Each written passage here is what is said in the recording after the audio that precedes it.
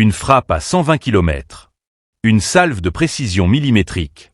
Le système de roquettes Tornado S frappe sans prévenir, pulvérisant les batteries HIMARS et Vampire ukrainiennes avant même qu'elles ne puissent riposter. Si vous suivez les évolutions les plus décisives du front, abonnez-vous et partagez ce reportage pour ne rien manquer de la réalité du terrain. En direction de Kharkov, les forces russes semblent avoir franchi un nouveau cap technologique.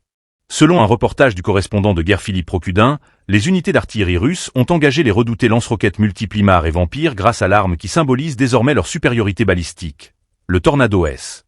Ce système, modernisé et doté d'un guidage de précision, permet de frapper des cibles isolées avec une marge d'erreur réduite à quelques mètres, bien au-delà des standards soviétiques classiques. Le commandant de batterie, connu sous l'indicatif Grom, affirme que le Tornado S peut tirer jusqu'à 12 projectiles par salve, tout en étant capable de n'en utiliser qu'un seul pour détruire une cible spécifique.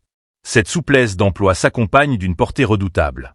À plus de 120 km de distance, les unités ukrainiennes sont touchées de plein fouet, sans aucun avertissement. Les soldats interrogés expliquent que ce système offre une précision et une rapidité que ne permet pas le HIMARS américain, pourtant vanté pour ses performances. L'un des avantages du Tornado S réside dans la coordination entre le renseignement aérien, les satellites et les systèmes de correction embarqués. Une synergie technologique qui permet à chaque tir d'être calculé, ciblé et ajusté en temps réel. Les images diffusées montrent l'efficacité brutale de cette artillerie.